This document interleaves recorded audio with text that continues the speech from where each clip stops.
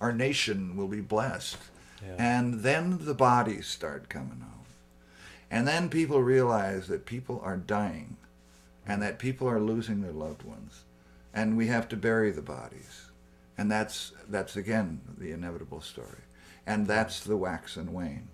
Right. And that's the joy and that's the sorrow. Yeah. And that's the craziness of the world. That is infinitely, ultimately, and most brilliantly composed of dichotomy and dualities. Yeah.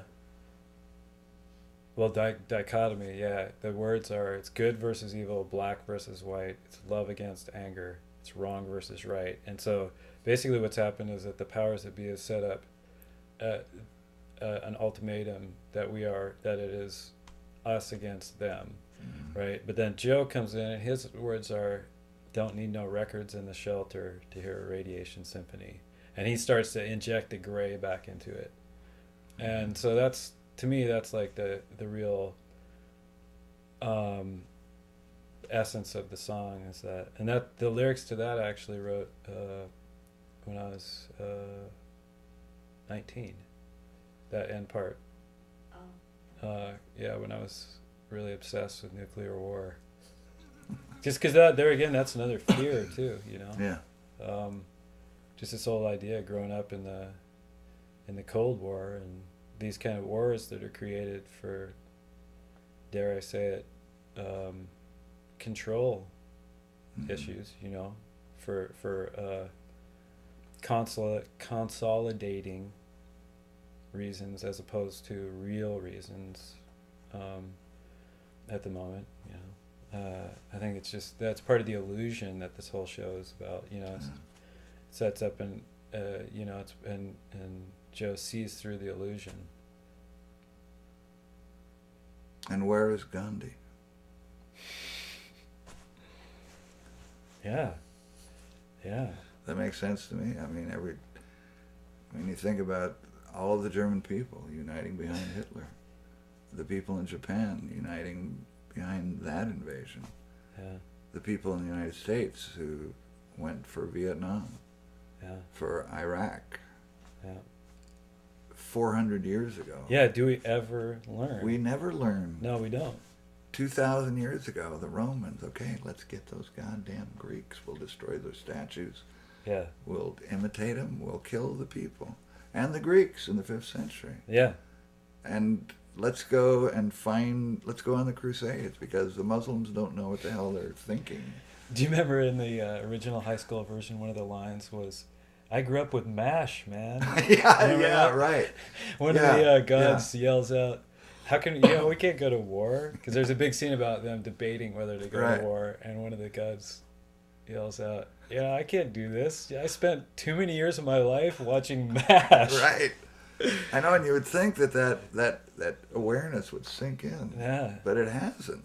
No. And it's like, what does that other god say? Something about, in the original version, it was something about humankind has come too far. Yeah. And the other character, remember, that says, great idea, man, really a step forward. Right. Let's go out and kill people because that'll solve the problem. Yeah. Well, we could go on this. Oh, yeah, and I ask again, where is Gandhi? Yeah. Where is nonviolence? Where is Jesus? Yeah. Where is the New Testament God who says, turn the other cheek? Yeah. But always then there are people saying, turn the other cheek, and they're going to blow out your brains by aiming just a little bit higher. And that, it never works. I remember that during that week, the best quote I heard was Abraham Lincoln saying, the United States will only be destroyed by itself. Yeah. And it's that idea, too, of destruction comes within, not without. And it's that idea in the story that, in the River Boys, when the line about, I didn't realize then that monsters don't come out of comic books or fairy stories. They wear a human face. Well, that's and they also walk with human feet. The idea of the devil wearing, another face. Mm-hmm. Like, you never know who the devil is And that's one of the big themes in this play is you don't really know actually who is good or who is evil, because maybe there isn't that delineation. It's evil that this guy has to go through this stuff, or is it? You know what I mean? Right. And I'm not saying that there's no morality at all. But I'm not gonna say what is good and what is evil here, in the story. Nor to define anyone's morality mm-hmm. or their spirituality. Yeah. It's an individual matter. And so many times, what is it? There's this impulse toward collective truth rather than individual realization and understanding as it occurs. And anytime you get a collective truth, you run into problems, right? You got the Holocaust. Yeah. The collective truth is these people need to be wiped out. And as soon as we buy into collective truth, we lose individuality, which is what sustains art and what sustains us as human beings. Mm-hmm. And it's The Unknown Citizen by W.H. Auden. You know that poem? And it says, talks about how this guy was just, he did everything that he was supposed to do. He always agreed with the opinion polls. And one of the lines is, our teachers report that he never interfered with their education. And then at the end it says, was he happy? Mm-hmm. We should certainly have heard. And see, we never heard from him. Never hear from him. It's really interesting. Bob, during the time of writing War and all this stuff about that, gave me a videotape that was a documentary that was made about Vietnam. And one of the most horrifying scenes in it was the ambassador, the American ambassador to Vietnam, talking about how the Asians, or he said, the Orientals have a different respect for life than we do. In other words, they don't value life the way we do. And it's juxtaposed on this particular documentary with a dad of a girl screaming in Vietnamese, saying, you go to that Nixon and you tell him that my little girl, I just got her enough money to buy her a shirt for Sunday school. You tell him that. And she and the pig were killed, and like, you need to tell this Nixon that, you need to tell him that I just, you know what I mean? Like, it was basically, he was screaming and crying, and like the whole town is wailing, and this guy is saying. And then in our CD version right now that we're doing, we have a line from a very famous guy right now who says that what separates us from our enemy is that we value life and they value none. And this just happens to be our president right now. So I think it's even gotten worse. Mm-hmm. Like, I thought, when I saw that Vietnam thing, I thought, oh my God, I can never imagine that there could be that kind of ignorance. But now when I heard this, and you can hear it, you can actually hear that he believes that there is a different valuing of life going on this planet. Like, some people value it and some don't. And I told the class when we were watching that, when I think it was Westmoreland said those words about the Asians don't believe in life. You may have been there. Yeah. I said, that's the obscenity. Yeah. There's the obscenity. Yeah. It's amazing. Yeah. So anyway, we're getting into this whole very, very powerful vein of what was driving the original creation of the show, and what still, I think, drives it, what's encapsulated into it are these kind of conflicts. And why it continues to be, like, interesting to us to work on still and keep thinking about is because it's just still happening, and it still happens, Anyway. And there'll be another version of it in another decade. Yeah. Yeah. Yeah. Yeah, because the same stories keep repeating. Okay. We'll go off of War and into Repo Man. Why don't you go on that one, Mark? You sure? I did a lot on the last one. Oh, okay. Mr. Repo Man. Well, Joe, as the song says, he didn't think he needed insurance, so he never bought it. My brother is an insurance guy, and he always says, "Do you have a spare tire in your car?" Because insurance is like a spare tire. Well, Joe doesn't have a spare. He's flying flat out all the time, and he never believed that he'd have to need insurance because he always believed in the world. And he said, even if I lost it all, I'd get it back again. So now his building is blown up, and he's lost it all. And here comes the people, not only the people that are taking it away from him, but here comes the vultures that are enjoying the spoils of his grand estate, and they have to move, absolutely. They have gone from living in a castle to, and they will shortly be in a shelter.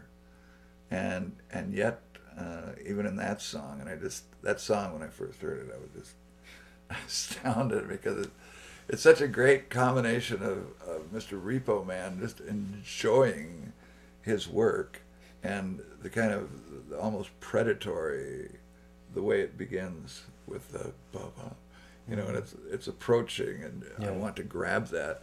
And then I love the way at the end you put in the homage to Queen with the neighbors coming out and talking about Joe, and then certainly talking about his pride, because one of the neighbors, and I absolutely believe that he does that. And you did too.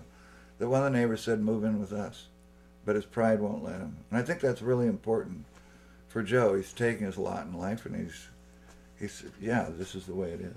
Yeah, I love Joe for that. Yeah, that was pretty important, because a lot of people would say, well, if he's rich, why how can he get poor? You can't, because if you're already rich.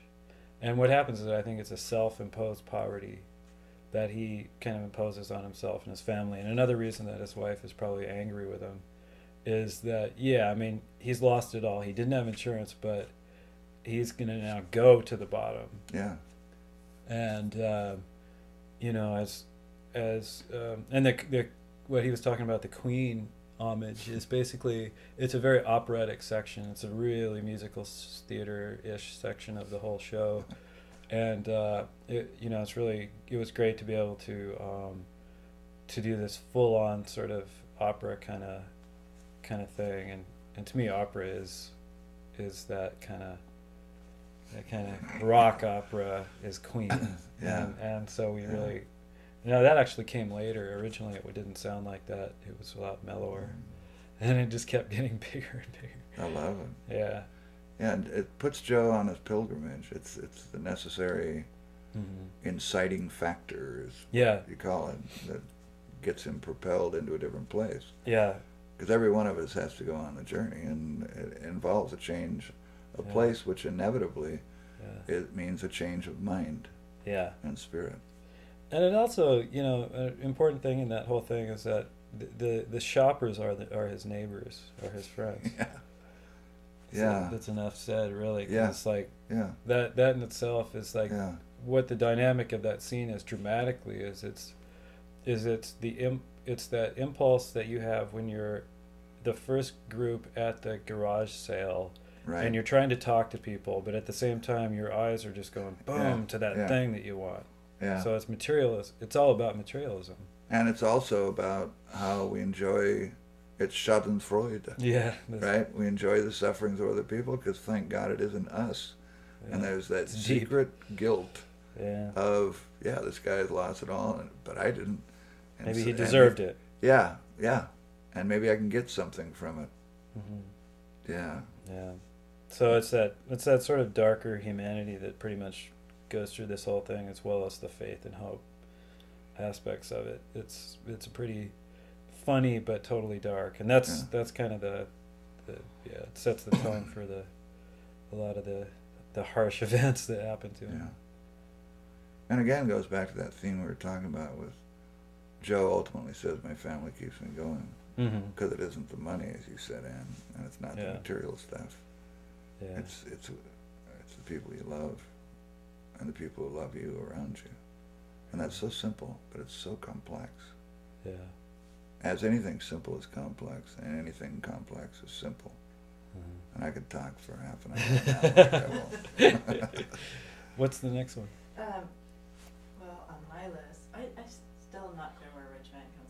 After Gotta Get Up to Get Down. Okay. So next is Gotta Get Up to Get Down. Oh, Yeah. good. Which you added. Right. Yeah. Well, Gotta Get Up to Get Down is probably the most popular song. Oh, really? Right now? Yeah, I think people just are obsessed by it. Cool. That's what I hear. Cool. And I like it because it's like there again, like you said, every song is about the whole show. Mm-hmm. And it's basically the idea is that Joe is saying, you know, you got to go through some tough stuff to really get up or to get, you know, to go somewhere. And also the other thing is in the CD you'll notice that he goes to the bar and he's talking to the to this guy who in real life was a guy that I walked with on the street when I had my video camera, just the microphone, and was and I said to him, I basically became Joe and was talking to him, and he was telling me how to get myself out of debt. And he was really hung up on that. Why just borrow some money from your rich friends and buy a scallop boat? And this is like one of my favorite like new things. Have you heard that yet? Yeah, that's great. And and so basically he comes back one other time in the play, which you have to really listen hard to hear. But anyway, it's his first real interaction directly as a bum with the bums, because now he doesn't have money, he's homeless, he's in the same position they're in, and you can hear it in the conversation. And then like when he goes into Gotta Get Up to Get Down, it's kind of like him just snapping back, you know, and he snaps back in a big way, like powerfully, like this is just part of life, you know. Which he still believes in. He's lost everything, but he accepts it, and he realizes at that point that all that stuff it's what is it? It's only, no, I'm thinking of only paper money. But he says that's what we first started talking about that when the idea came up that Joe, being Joe, would say, "Okay, I'm going to be a bum, but I'm going to be the best bum." Yeah, that was it. Yeah, that was that's what you when you like Bob wrote. In fact, Gotta I think Get I Up wrote to some Get Down. lyrics about best bum, didn't I? Yeah, that was the song. It was called like the best bum. Best that bum, I'm gonna, if I'm gonna be a bum, I'm gonna be the best bum. Yeah. And basically that was and that's kind of what you wrote. Gotta Get Up to Get Down. Yeah. Based on. Yeah, and I think it's part of it is from my dad, and so many things are from our moms and dads, of course. Yeah. But it's like, it's that old cliche: if you're going to do anything, do it all the way. Yeah. And I certainly know that from theater and from living life that we have a choice to be passionate about something or just kind of cruising along. And as long as you're somewhere, then you should give it everything. Yeah. And that's why Joe, it's so typically Joe, because he says, I'm going to go out and I'm going to be a we great probably should have bum. figured out a way to keep that line in there. Yeah, I'm going to be the best bum. But I like it. But the spirit is there. Yeah, that's he's out there, and he's not that trouble. He says, "Okay, I accept this, and I'm going to keep on going." Yeah. God, it's amazing. It's a great play on words too. It's very fun how it's just going back and forth, getting down. Yeah. And I remember writing the music there again. It was one of those things where I just sang through it, improv'd it, and that's the way it ended up. And I remember having this little idea as I was getting to that lyric, like, wouldn't it be funny if I just go down really low right here and just and what is that onomatopoeia or whatever, when you're taking the words and you're dramatizing them somehow physically, like gotta get up to get down. Right. Yeah, it is onomatopoeia. Yeah, is that what that is? Well, onomatopoeia is the word imitates the action or the sound. Oh, okay. Right. Yeah. So going down is getting lower. Right. And so it's onomatopoetic in that way. Oh, okay. Right? Onomatopoetic. Whoa. It's true. It's a real word. Yeah. Excellent. Well, yeah. I love that song. But anyway, that goes into Rich Man. And Rich Man is a song that's really difficult to place in the show. Like, it's always moved around and cut and this and that.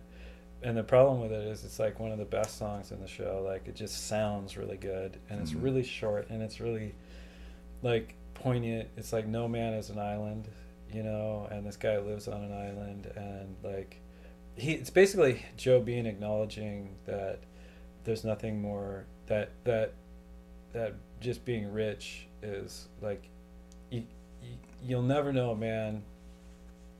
You know he's got some know-how when he's got some soul, and that's how. So it's sort of a repeat of the same motif, and people can cut it if they want, but it sounds pretty good. That's a great song. And it just keeps getting better, man. When we added the girls on it, jeez, and then the strings, and I don't know, that song is just, it's like, I don't know, it's kind of like one that probably doesn't need to be in the show, but it's so short and to the point, and whatever.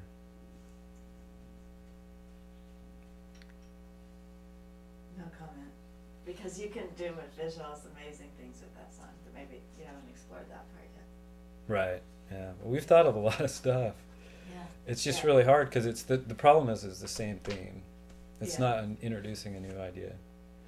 So that's why it always gets cut, or try to Yeah, figuring out where. Yeah. Okay, so the next song is Muggsy, but can you start with Billy Gates? Does it run as on record? Yep. Okay. Oh, Billy Gates? Billy Gates. Which? Muggsy. Or Muggsy? Okay. Oh. I like the switch. Billy Gates is a great song. And it's, it's about that, the plot element is how did Joe get all his money? Well, if you could have run into Bill Gates when he was 18 and given him some bucks, then you'd be sitting great today. Or if you even started working as a janitor at Microsoft when he first started up, you'd have a whole bunch of money. And it's that dream of everyone. If I can stumble into something at the ground floor, I'm going to go up to the 80th floor if I just stick with it, or if I find the right elevator to go. Well, Joe finds his elevator, and that's a story of how he gets his money. And then after that was done in the original, then what we didn't want to do and what we don't want to do is to limit this in time and space, because it's limitless. I mean, we're taking one of the oldest stories in the world, and we're trying to make it relevant not only for this time, but for all time. Yeah. 2,000 years from now, people can watch this, and they can understand it. And so, rather than to deal with a 21st century richest man in the world, billionaire guy, which is limiting in time and space, then we started tossing around. You remember all the different ideas for what could be a family song or a family story that would be a way for Joe to cheer everyone up and have them realize that even though there's tough times going on, that there's a way out of it, that you can get lucky. And then you came up with that great refrain, which is, he's always a lucky dog.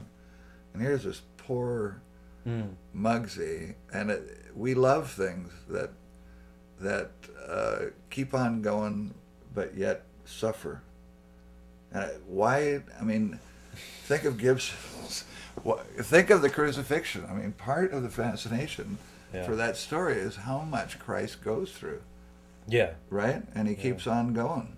He keeps on struggling, because that's what we all ultimately have to do, is struggle. Well, yeah, that was the line in the script. Is he says, she says, the wife says, you can't expect the kids to be happy at a time like this, and he says, why not? You know, because think of all those who've gone before us, who that's right. Who suffered and were died and were buried. And the little girl says, I knew you're talking about Jesus, right? And he goes, no, Muggsy.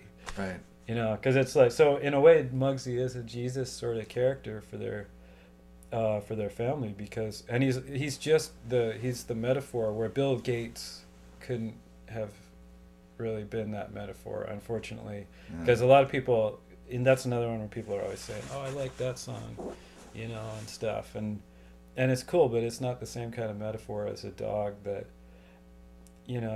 that goes through like a million ailments, and is still totally loyal and happy, and the Son of God becomes a dog. Yeah. Basically, is what that's transformed to. Yeah. But who cannot love a dog that keeps on going, or a cat? And I mean, that's so universal. Is we have these animals, and we suffer with them, and we love them dearly, and then we witness their death. Yeah. And also, I think it's an important thing in the play in that it's one of the and this is really crucial. I think this is why it came up anyway at the beginning, was because it was like such a heavy part of the play now, because people are dying left and right, and things are getting exploded and blown up, is to have this really one last sort of really happy moment. Yeah. Like where you just really fall in love with the family, and also But it's a happy moment about death, right? Well, of course, but you gotta see you see the kids. You get to love the kids, especially the littlest one, more and it's like, because they're just about to go, so it's helping us identify with and really feel their loss, the loss of that, and also it's just about the family. It's about a family that shares lines. Like one person takes one line, another person takes another line, and like the mythology that they've created. Yeah, and then the mom starts to do the Mugsy, which is imitating the dog, and it's great. Yeah, because it's a way for all of them to be together. It's like what I heard a thing on NPR talking about secret rituals that families have and code words, and it's a way for families to say, "This is us and this is our world." Right. It's nice. Yeah, So how much fun was that song to do?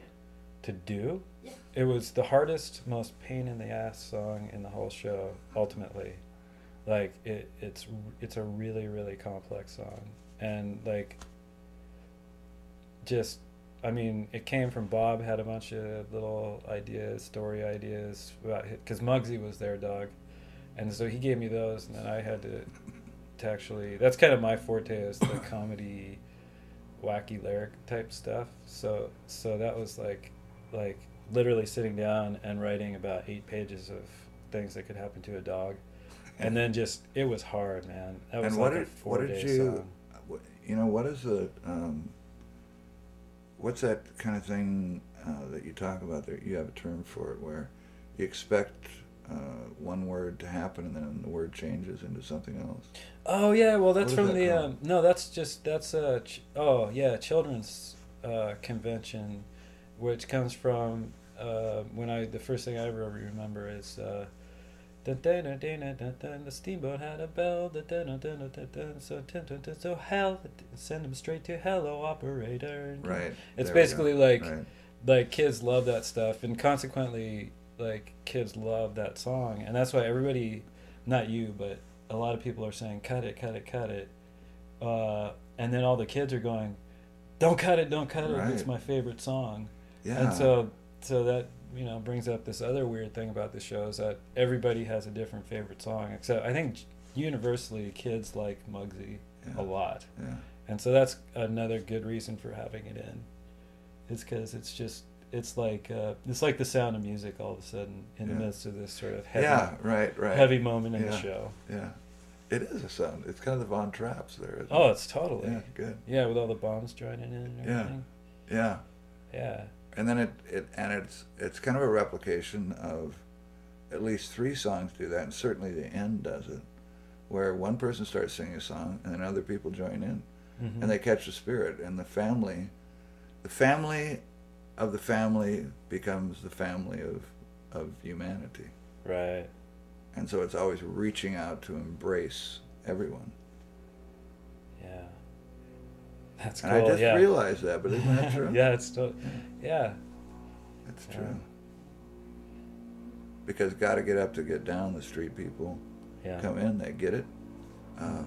Muggsy, the people in the shelter, they get something from it, and don't despair, right?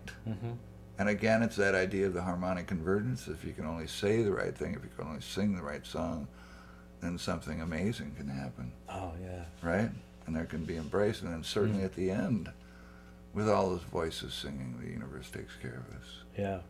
It's that final... Yeah, why would you get together and do a musical? It's such a pain in the butt to do if you didn't think that there was going to be some larger result of it. Yeah. You know. Yeah. And something more important than just what would it be, kind of flattering your ego, or we're all transient, transitory creatures destined for death. Ooh. That's funny. Okay. Pretty soon I have to go do an after-school run. Okay. So should we just? You mean pretty soon, like now, or do you want to? Pretty soon, like 10 minutes. Okay. Well, do you want to do a couple? So should we do a couple more? Yeah. Okay. The next one that I just love, and maybe I just love the performance of it, but it's Only a Mother. Only Mother. Holy Mother? Only a Mother. Only Scoot a Mother. This way a little bit. Oh, okay. Sorry. It's interesting how necessity is the mother of invention. Someone said that. But the necessity was, we had, when the soldiers come to tell Joe and his family that their son has died, originally it was talky. And Mark, remember that first attempt when we tried to turn it into kind of an opera? Yeah. Yeah, and then Mark came up with the idea of a drum beat. And the drum beat is so important because the drum beat is a heartbeat. And it's the way that the heart works with something pounding and sounding and resounding. And so we had this scene, and the necessary part of it was they have to know that Joe's son, or they have to know that Scott Bean has died. And they had no awareness of it. They've moved, and so the mail has not arrived. They've not been notified that he's dead. These two soldiers who served with Scott and who witnessed his death, and as witnesses must come back to tell the family what happened, and not, so he's not just a statistic, because any death, we can list it and we can read a list of names. It means nothing. The only thing that matters is that person was a live human being, and he's connected with a family, and he was with people who witnessed his death. And so these two witnesses have come back not knowing that the family doesn't know, and we had all this information. They have to come back, and the family has to realize it. And so that's where we got the idea of let's do a narration over, and we'll show the action of what's happening, but there is another voice then that is singing the events of it. And it's only a mother can tell the story, because as males, Mark and I don't know what it's like to give birth. I have no idea what that would be like, to have a person inside of me that I grew from a little less than a microscopic little speck into something, and that person was inside my body. Yeah. And then I gave that person into the world, and it grew in me and it grew out of me, and then I nurtured it. I fed it with my body. I fed it with my blood. It grew out of my blood, which is amazing to me every time I think about it. And then I nursed it. I gave that child my breast, and so all of this just amazing connection that happens between mothers and children. It's a mother. Every mother, every woman is a mother. Every man is a father, but the only person to sing that song was a mother, because only a mother can tell that story, and only a mother can tell the story of the loss that occurs when a mother finds out, and it's certainly a father, that their son or daughter is dead. And that's the first death, and it happens to the oldest. And it's also, there's a hierarchy of deaths that occur, and this is the first one. And it's part of, as she says at the end of that, what is the line? Something about the eternal story, that we can't avoid it, that this is always going to happen, and this has happened. Only a mother can tell this story. Anyway, they're taking part. What they're doing is they're getting on the great Mandela. They're on the wheel of life, as we all must be.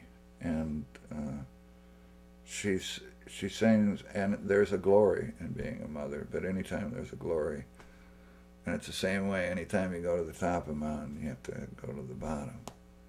And anytime you got the yin, you got the yang. If you got the potential for extreme happiness, you got the potential for extreme sorrow.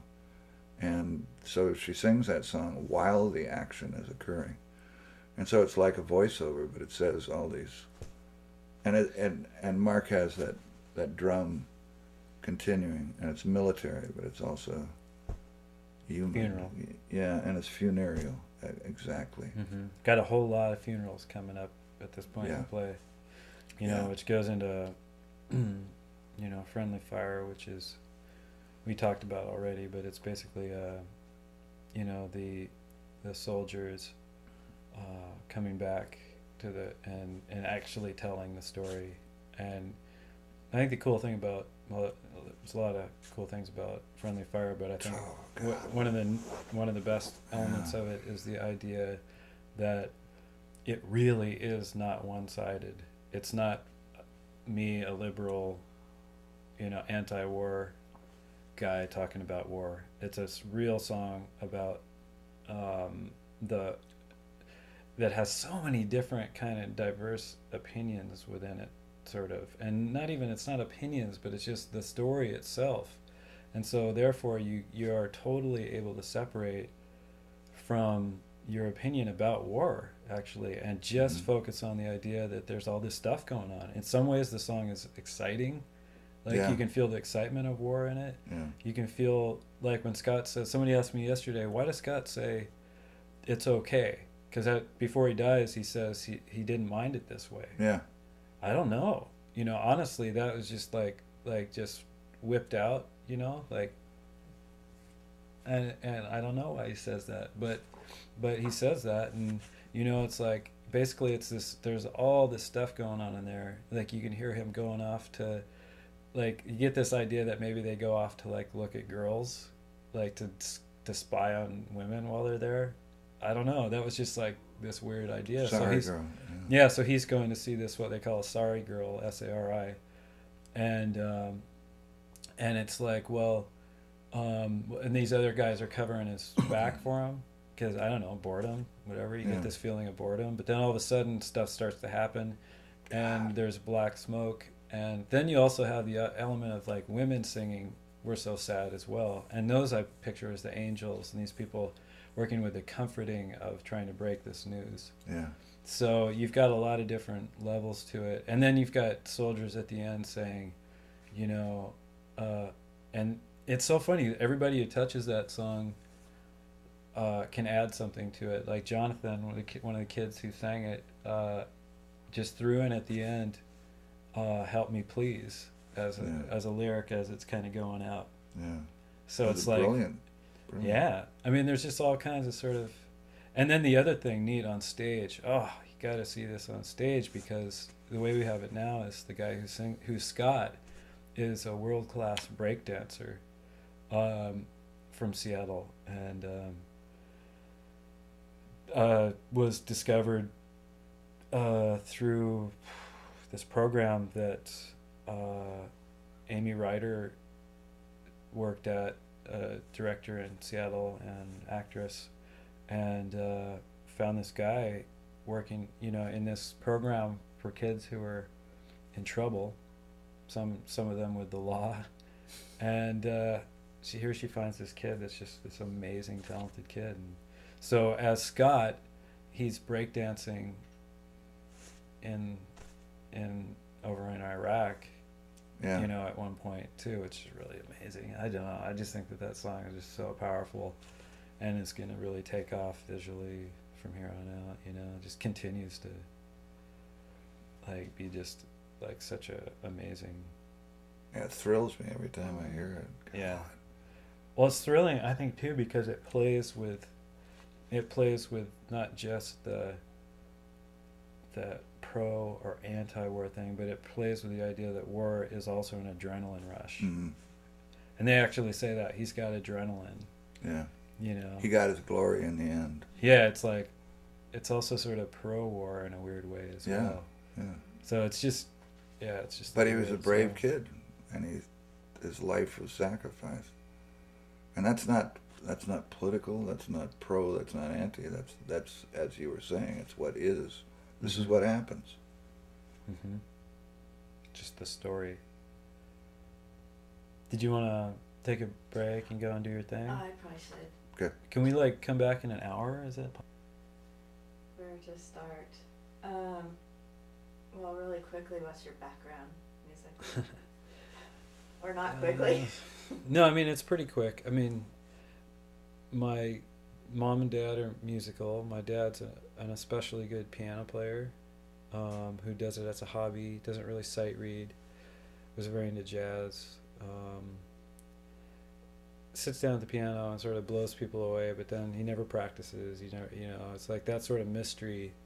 Like, where did that come from? And I think now I probably have more respect for that. At one point, he probably practiced and played a lot. And I've seen him go through phases of his life, like 5 years ago or so, where he practiced every day. But he just got a very natural way with music, and anyway, and I was just into it, and like, listen, I didn't start playing till I was about 5th grade or so, and then I found a saxophone at my grandma's house, and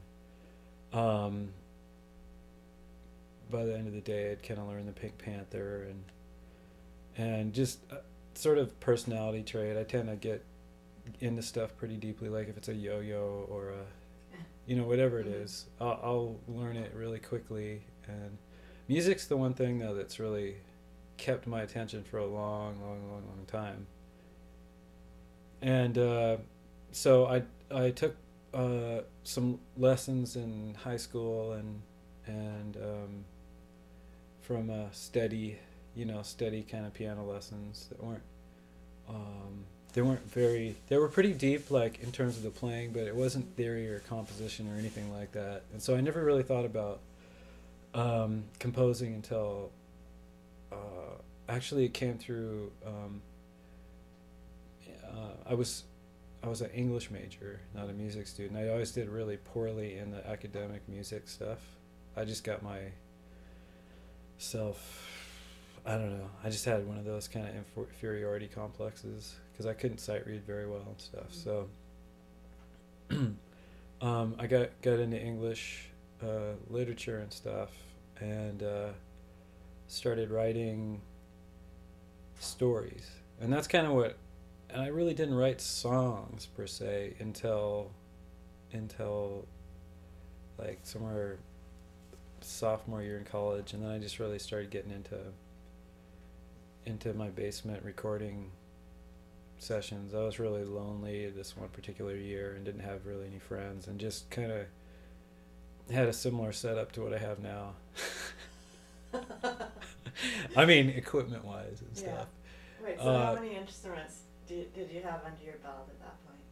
Well, like I said, I mean, it's like a yo-yo, I'll just, like, anything that was there. And I happened to have a roommate at the time who had a lot of instruments as well and had all of his instruments out. And so it was a good lesson, because that was a very productive year because of the fact that there was just so much stuff right there at my disposal. And so I ended up putting a record out that year. And I got it's just like a rock record. It had 7 kind of quirky songs. In fact, one of the songs from Little Boy Goes to Hell was on there, called Party Underground. And just quirky. It's the same kind of lyrics that I've always written. I haven't really gotten any better since then. They were pretty good. I always compared myself to people that I could never be as good as. So I never really thought I was doing much. You know what I mean? Mm-hmm. Year after year, it's the same thing. I'm like comparing to so and so that that I'll never be as good as. So, or just can't ever sound like. And it was kind of the same back then. And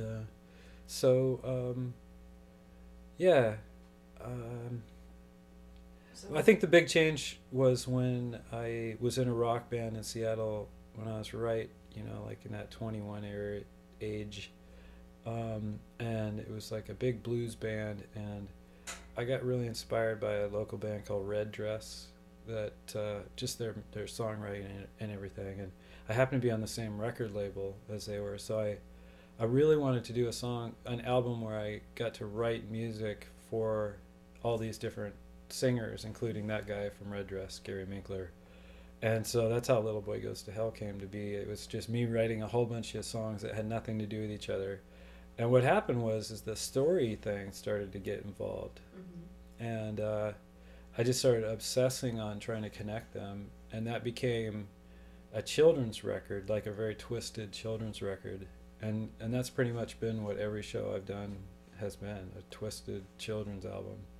You know, including Joe Bean, it's got all the same elements, you know. It's just, you know, it's quicker. I mean, that's the one thing I think as I've gotten older, I've gotten much more able to focus in on what I need to do more quickly. Like maybe it would take like 30 seconds, whereas it would take 30 days at that point. You know what I mean? Amazing quickness. Right, because it's just so many, but I've done it, keep in mind, so many times though. This is like my 15th full show that I've written. So it's like, you know, it's just like you're around it so much every day, day in, day out. You're around storytelling through music and stuff. And so you really get a good feel for what, you know, okay, at this point I think we need a comedy, or what, you know, we need a bit of, you know, we don't have any chorus stuff, you know, like, you know what I mean? Like you just get to a place in the script where you realize, oh, we haven't seen so-and-so for a while. You know, it's just being around it. Okay, but how about like all the different musical styles that you bring to Joe Bean, since I haven't heard your other shows? Well, that too is Little Boy Goes to Hell was the same way. It was all over the map, and I think that it has to do with being from sort of a place where you don't feel like you have your own style, like your own culture. Mm-hmm. I feel like I'm from I'm from a like dairy farming town, but more than anything I feel like I'm from the cancerous sprawl of America and have no real musical culture to draw from. And only lately have I really realized like stuff in the last 5 years. Like I didn't even realize that the Lutheran music, like I was telling you about, had, and I didn't realize that like the Native American thing had such a huge impact.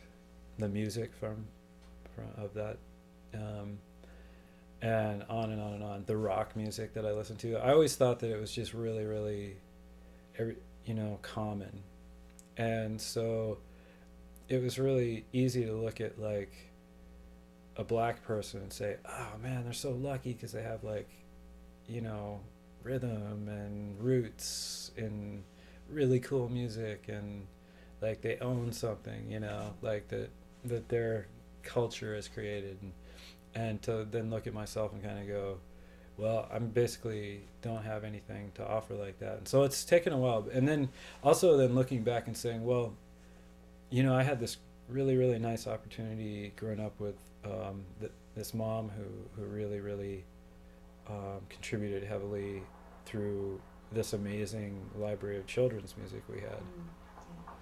So, in fact, if you look at my shelf, that's all I have is children's records. Really? Yeah, because I don't really feel like there's anything worth collecting or anything, because everybody else can have it. And that's one thing that I do that nobody else that I've ever known does. And so it's kind of like grabbing onto those things that are, you know. But as far as the styles, too, I think a lot of it just comes really quickly from the lyrics of the song, and also it was one of the directives Bob gave was to make sure that there's a lot of variety on it, because there's nothing worse than going to like a new musical and like all of a sudden realize, oh shoot, it's like pseudo Broadway jazz. Oh no. I'm here for 2 hours. Yeah. You know what I mean? Yeah.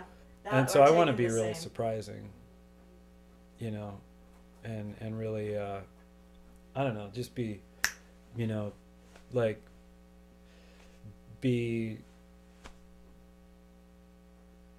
somewhat, you know, like surprising that you want to give the audience something that they're really going to enjoy, you know. And sometimes that means like all of a sudden you're going to kick into, you know, like a complete jitterbug, you know what I mean? And so like a lot of those styles I just started to try to figure out by just listening and just also I was telling you earlier that the way I write is to just almost like improv. And so a lot of it is just who knows where it comes from. I think that our we as human beings have this amazing unconscious ability to like know what a certain style is. And even people that don't know music, especially directors that don't know music, you can really feel it in them. They know exactly what they want. Like they know, they sense it. They know exactly what it's supposed to sound like, you know.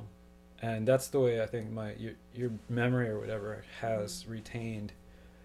Like, you only need to hear like the song "Sing, Sing, Sing." You know that song? It's a swing song.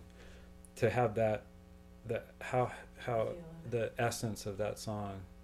And if you've been doing music for a long time, you can actually hear it once and know what they did. And then you can figure out a way to twist it and hopefully make, put a spin on it. And I've definitely got some musical styles now that I've kind of created over a long period of time that might be like a combination of the chipmunk scene from Bugs Bunny when they're almost about to get chopped up in the machine. There's a really famous, it goes dun dun dun dun dun dun dun dun dun. I mean, that, like, to me, that's an essential building block of like my style. And like I said, the sitting in the church and singing harmonies.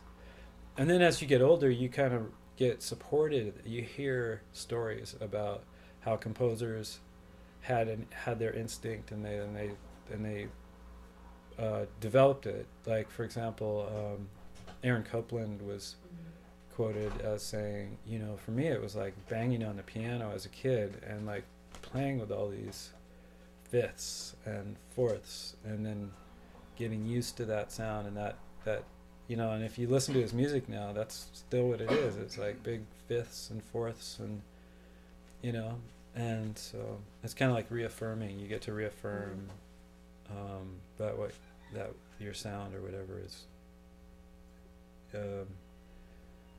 that you actually did learn something and develop something. Sorry, I'm late. Hey, no problem. Hey, we're doing some music stuff. Why don't you join us? So cartoon music? You just said Chipmunks and Bugs Bunny. I mean, do you have other cartoon references? Or favorites, or? Well, that Carl Stalling accentuation of every movement has been something that I've been really, blown away by. And I think that was like a really long... It's taken me a long time to realize how much work goes into it. I think when somebody first starts, or best examples, like a little kid who goes to a play, they just think that it just happens. Yeah. They don't see the compressed time that a play represents. And once you get into it, you realize, holy cow, man, it's gonna